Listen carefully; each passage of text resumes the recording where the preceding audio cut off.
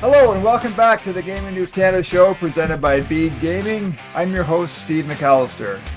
When iGaming Ontario released the metrics of the province's regulated gambling market for August, they prompted a raise of the Spockian eyebrow.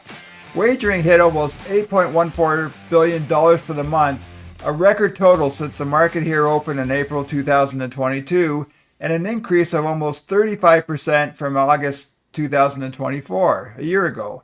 Also, total operator revenue spiked almost 41% year over year to just under $335 million, and there were a little more than 1 million active player accounts in August across the industry. That's 50 operators now, a jump of almost 42% from 12 months earlier. We assume among the beneficiaries of those robust numbers are the proprietors of Bede Gaming, who have touted in their financials some 70,000 customers in Ontario now. The company, founded by Justin Park, is optimistic that growth will continue this fall with a helping hand from its new partnership with Maple Leaf Sports and Entertainment as the official online casino partner of the Toronto Maple Leafs and the Toronto Raptors.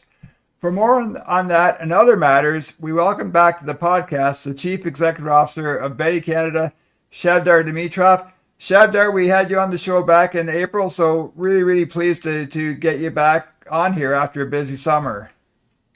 Thanks for having me again, Steve.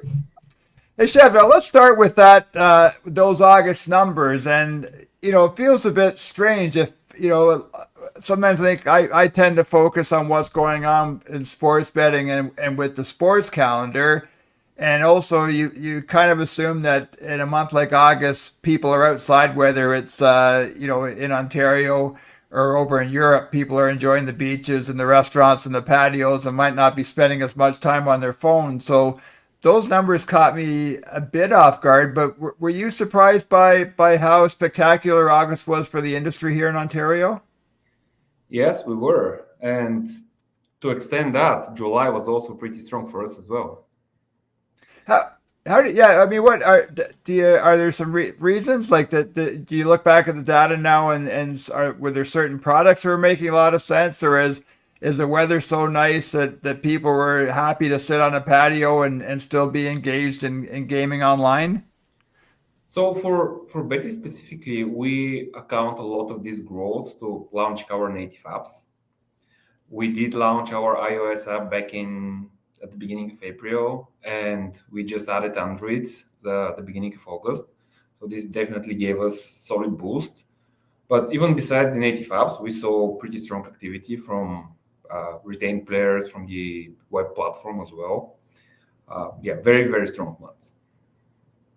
Except that the industry, there's a lot of focus on sports betting for whatever reason, and in the newsletter a couple of weeks ago, we talked about the latest research from Pew that where people in the U.S.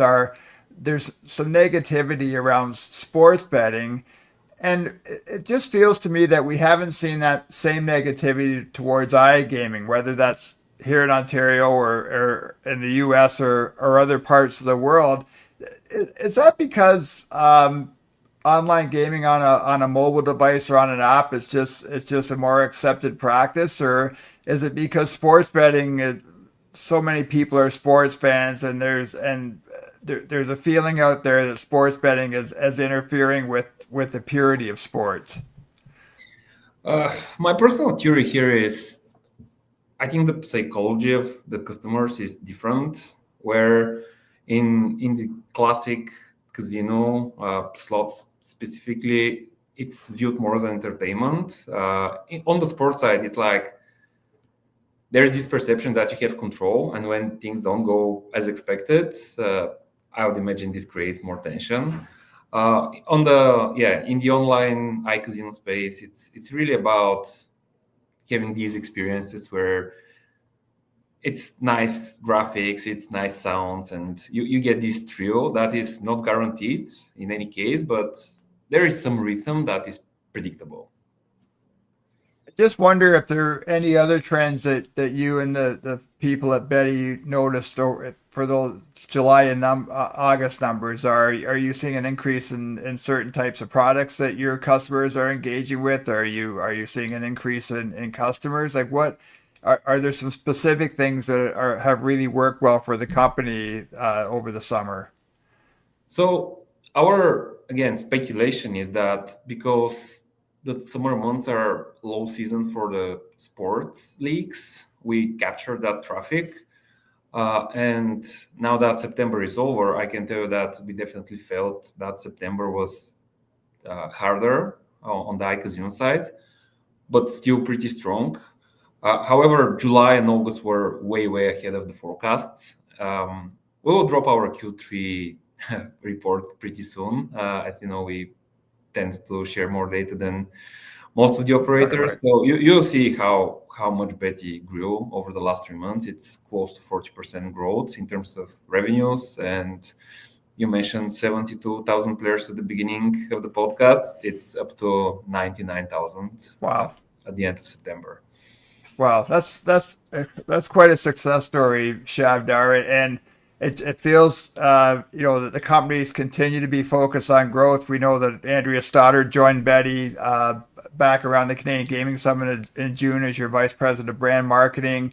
There seems to be there's a very noticeable presence right now on social media channels with marketing and advertising dollars that Bede is spending. I know Bede is now Parleh Media Group's doing a bit of work for Bede as well in promoting your product. So it feels like it's still the company is in its infancy and you're still in a growth period. That is right. Yeah, this year is a transition period from pure performance marketing to doubling down on brand marketing, putting brand dollars to work. This is also in line with our strategy, having that MLSE deal that we closed earlier in the year. It's pleasant to hear from colleagues and the network around me that Bede is more noticeable in the city. And yeah, this is thanks to Andrea and the team over here. Chavdar, do you and Justin and other people have been at Bede for a while now? Like, do you find that the brand is quite noticeable now that when, maybe 2 years ago or a year ago, if you'd mentioned Bede to somebody, they wouldn't know what you were talking about. And now as soon as like you're spending time in Toronto right now, as soon as you mention Bede to somebody, they know exactly what you're talking about. For sure. Yeah, it's really interesting, especially when we're doing interviews for the roles that we have open here. When we mention Bede right now, we don't need to explain that much as we did a couple of years ago. This definitely helps with attracting talent and growing the office here. And also, we definitely see more inbound interest from other institutions like banks, and we get more attention with the regulators as well. It is, yeah, big business on the map right now. I mean, your numbers that you say are very strong, and I think you and I may have talked about this back in April. But do you still feel like is there a feeling that you're still like a little fish, or it's you're kind of hiding in the weeds when you compare yourselves with the big brands in the market here in Ontario? Well, I wish the numbers from IGO are public for market share. Unfortunately, they aren't, but speculatively, I would say we're top 5, if not top 3 operator right now, based on estimations and calculations that we do internally. But no, I wouldn't say Bede is a small fish anymore. I remember Justin mentioned that the bigger operators should be afraid of us and that we're catching them. And I think this is becoming more and more a reality. I would definitely say that we will be fighting for number 1 next year. Yeah, and I share your feelings about a little bit more transparency from iGaming Ontario around the numbers, and that's something we are hoping to get Joseph Hillier, the new president CEO of iGo, on the podcast at some point, and that'll be one of the questions that we ask him. I want to talk to you about the MLSE partnership because you spoke with Tom Nightingale from Canadian Gaming Business back in I think in May or June, and I think you told Tom you were not quite sure about a partnership with MLSE at the beginning, and then you slowly warmed up to the idea. Can you kind of explain that transformation with regards to your feeling around this partnership? Of course. Well, there are multiple vectors The first one was the timing. When we first met with the MLC, we weren't that big, and this deal seemed very expensive to us.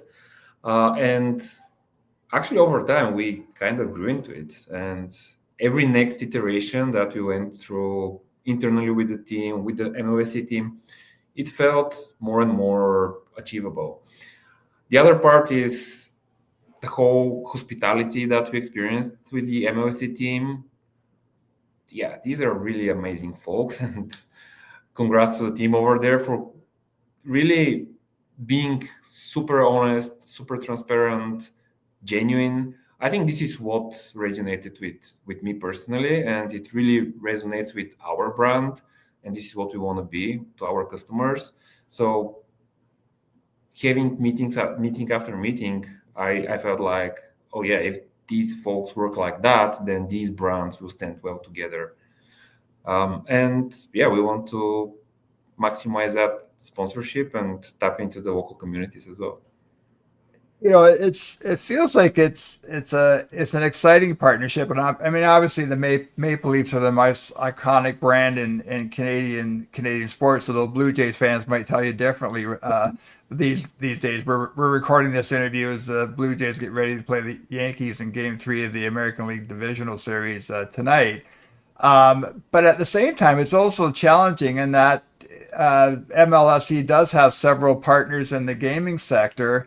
And I just wonder for you and Andrea and others at Bede Shavdar, how do you deal with that competition, and how do you find your way through that competition in a partnership like this one? Well, we're one of only two partners that are casino focused. And I believe we'll be able to maximize the sponsorship to the best of our abilities. We already have invested a lot, and during preseason prep, we got some feedback from the MLSC team that we're pretty ahead and we're doing a really good job. Actually, I'm here this week for the first season game of the Leafs tomorrow, and I'm yet to see what this will do. So far, it has been a lot of prep, a lot of preseason work, and this week it's going to be live in action. Well, you couldn't pick a better week to come, Shavdar. The Toronto Montreal rivalry in hockey is, as I'm sure if you didn't know, you've learned quickly, is one of the great rivalries in sports. So good timing on your part to be at the home opener on Wednesday night. Yeah, I'm looking very much forward to it. Uh, I just wonder. I want to go back quickly, Shavdar, for a second. You talked about July and August and the sports calendar being a bit soft, and so that may kind of explain some of the higher engagement with gaming. And I think the flip side, even though Bede doesn't have a sports betting product right now, we have heard since the market opened here that there are operators out there who are using sports betting as a way to get customers in the door, and that those people would move over to online gaming at the same time. So I think based on your comments, that kind of validates what the industry thought about that transition. For sure. What we know from market research is that customers on average have like 4 or 5 accounts. In this market, it's pretty dense with multiple operators, multiple brands. There's definitely fight for share of wallet, and yeah, during the summer when there's no NFL or uh, the hockey season, I'm sure that the sportsbook operators see a little bit of um, outflow of customers, and we definitely took advantage of that.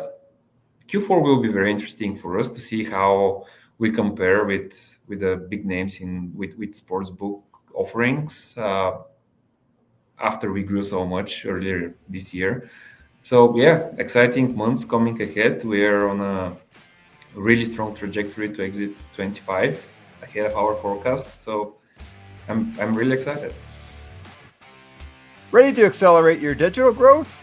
Bede Gaming delivers a market-leading platform with best-in-class products driven by secure, cutting-edge technology. With an open API platform, robust integration suite, and unlimited configurability, you can achieve the ultimate end-to-end customization for your iGaming ambitions. Bede Gaming is your partner for success. Get in touch at bedegaming.com.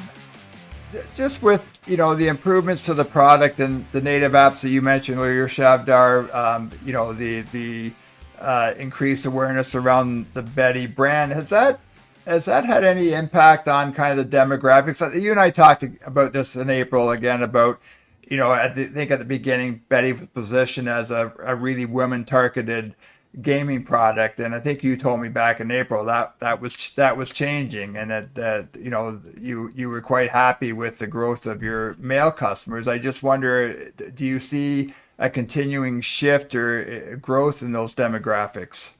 I believe at this stage it has stabilized. We're seeing a very strong 50-50 distribution. So the mission that we posted to ourselves, reaching out the majority of the Ontario population, we have achieved, and we continue to achieve.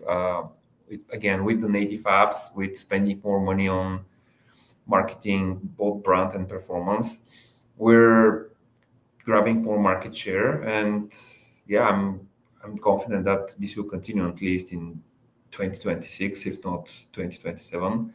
In terms of demographics, what is interesting is that our audience skews younger than what we started, what we saw at the start. I believe, again, this is more social media marketing, the apps, being on TikTok, being on Instagram. This is how I believe we attract these younger customers. At the beginning, we started with just Google search, and now we have a lot more marketing channels. Hey, Chavdar, is there just on that social marketing and growing awareness on TikTok and that, is there certain types of content or a story that Bede's trying to tell, that like, is there something in the way you are marketing on those social media channels that you think does attract those younger people? We have been true to our core values since day one, like the fast withdrawals, the live customer support, no wagering requirements or playthroughs, no minimum deposits or withdrawals. We just present these in different ways and see which one hit and which doesn't. And it's with performance marketing, it's really hard to say there is a formula. There is a lot of creative iterations. Some of them work really well, and sometimes we're surprised to see which ones are those that perform really well. But we're running a lot of testing, a lot of targeted campaigns with different audiences. And yeah, it's really an A/B testing process. Whichever performs the best, we really move forward with it. But yeah, the messaging is really consistent from day one. With those younger customers, do you find that is there more of a need to educate them about how to not just play your online games, but also play responsibly and be cognizant of how much they're betting? Is that a little bit different than it might be with a more mature customer? For sure, yeah. The younger players, they need to get educated, especially sometimes when we need to intervene. There is this live education, like why some restrictions have been applied or why we ask for some documents or proof of income. These are things that I assume the younger generation is not used to using modern products, but this is part of the regulation, and we're very strict about what we allow and what we don't, and when we have to intervene. On the educational side, we also have run a bunch of marketing campaigns that promote casual play, measured play. You probably have seen the streetcars in Toronto, where we really want to present that topic in a more approachable way and more modern way. So yeah, there is both investment on the RG side in terms of promotion and marketing, and there is also a lot of education in the background, like peer-to-peer between our agents and customers. Yeah, and if I remember correctly, Shavdar, we had Justin on the podcast back in the early days of Betting Ontario, and one of the things he was really proud of is that there was a dedicated customer service team in Toronto, and he thought that was something that helped distinguish betting in the early days of being in the business here. That is still the case. Actually, today we just onboarded 8 new agents. Wow.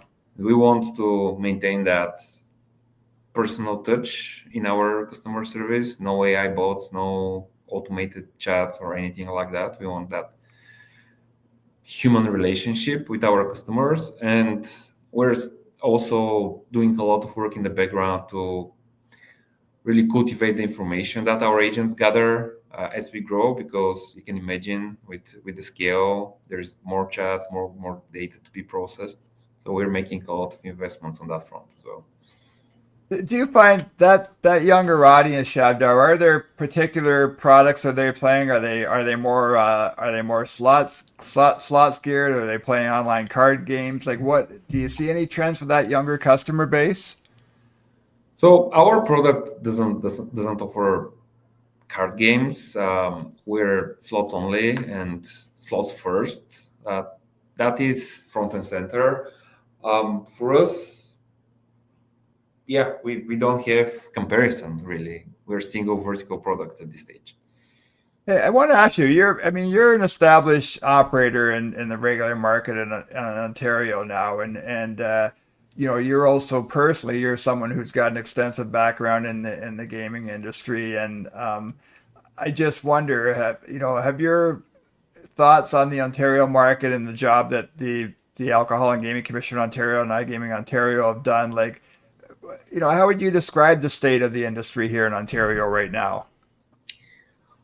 Um, Compared to Europe, I think Ontario is great. There are fewer restrictions, but the restrictions that are in place are the important ones that don't suffocate the industry. Obviously, there are processes and procedures in place that could be improved as anywhere. We all know about AML and FinTrack and all these reports. Right. They put a lot of burden on the operators, and there are active conversations around how to reduce that burden while maintaining compliance. But all in all, I think, yeah, the framework works, the market grows. There aren't any major negatives that we can think of. I really hope that the new province, the rest of the provinces in Canada will follow suit. And I'm very, very much looking forward to see how Alberta opens, and hopefully it's less restrictive than Ontario, if that's possible. They always say that they're more open to business. So I'm really, really curious to see how they will interpret the laws and the Ontario regulation and how they would build on top of it. If there was one thing, Shabdar, that again we've dedicated a lot of words in the newsletter that Dave Briggs writes, and we've spent a lot of time on this podcast talking about anti money laundering this summer. I don't think I ever thought there'd be this much talk around AML on the podcast. But is there one thing in particular that you think could be done to make as you say, to make sure that there is strict compliance, but at the same time make it easy for operators to make sure that they're complying? The short answer is automation. Right now, the systems do not allow for automation for the most part, and many of the tasks are very repetitive and don't require human intervention. But at the same time, we need the infrastructure in order to be able to report with scripts, with data dumps. There are multiple ways of achieving that, and I'll definitely say automation is the key. Yeah, and I think that's certainly on Joseph Hillier's radar as he moves into the IGO leadership role. I think you mentioned Alberta a couple of minutes ago, Shavdar. I just wonder, it's still pretty quiet out there. It feels like we're still in a speculation phase of no one really knowing for sure when the market there is going to launch. Is there frustration with you and Justin that this hasn't happened more quickly, or is this again you having a lot of experience in not only Ontario but other regulated markets where you know that these things take time to create? These things definitely take time. I can't say I'm happy with not knowing when Alberta is opening and not being able to plan 2026 properly. But at the same time, we still see good growth potential in Ontario alone, and we're gonna double down on that. And if Alberta comes up mid-year, as I think the latest schedule is, I believe Q2 next year. If it happens, it's a nice cherry on top of our plans. If not, then we're gonna continue doubling down in Ontario. Right. So it's not affecting your plans right now in terms of adding more staff or maybe creating an office in Alberta or being able to do some things that you might do if you knew there was a firm launch date. For sure, yeah. And as long as we see traction, we'll mobilize and we'll do the. We don't even know whether we will be able to run the same platform, the same instance, whether we need to segregate the data, to what extent. So it's really hard to project the workforce and the technology investment before there is any specificity around the regulation. But yeah, we're on standby. As soon as we know anything for sure, we're gonna act on that. Are you happy? Do you feel like the operators have had a voice in this process? Like, is there regular communication between you and the provincial government of Alberta? How's that process been? We only recently joined the Canadian Gaming Association, and Okay. we started participating in the process. I haven't heard much in the last 30 days, to be fair. But yeah, we want to get involved, and we will as soon as there is an opportunity. Hey, just a couple more questions, Chavdar. I just want to go back to partnerships quickly, and you mentioned, and I think it's no surprise for any of us that follow the sports industry in Canada that becoming a sponsor of Maple Leaf Sports Entertainment isn't cheap, and I just wonder your general thoughts on partnerships, and do you see Bede continue to look for more partnerships, whether it's with sports entertainment companies across the province and maybe other organizations in the province as well? Yeah, for sure. Our marketing budget will be increased in the next year by a margin, and we'll definitely evaluate any opportunity to partner with anyone. Probably not many more sports sponsorships. I would diversify, but yeah, any brands of the same magnitude in Ontario or the whole of Canada, we'll definitely consider. Hey, last question. You being in Toronto right now, I just wonder when you make these trips across the pond, kind of what your focus is, and is there anything you want to talk about in terms of looking at the Bede business as we get into the final months of 2025, as hard as that is to believe? So yeah, my focus for the trips is really twofold. First, working with the team locally, and then exploring opportunities for partnerships, working with our existing partners. This is the agenda for my usually short trips. They're like a week, and it's pretty packed. But yeah, so far it's been great. That is Chavdar Dimitrov, the CEO of Bede Canada. Chavdar, thanks so much. You mentioned you have a busy week in Toronto, so I really appreciate you taking a bit of time to come back on the podcast. Wish you well with the rest of your week and safe travels home when you're finished. Thanks, Steve. It was a pleasure. That's it for this episode of the Gaming News Canada show presented by Bede Gaming. As always, you can listen to this podcast on all the podcast apps out there. You can also watch Chavdar and I guess not real time, but you can watch this podcast on the Gaming News Canada YouTube channel. Really appreciate Chavdar Dimitrov joining us again today. and we will see everybody again very soon.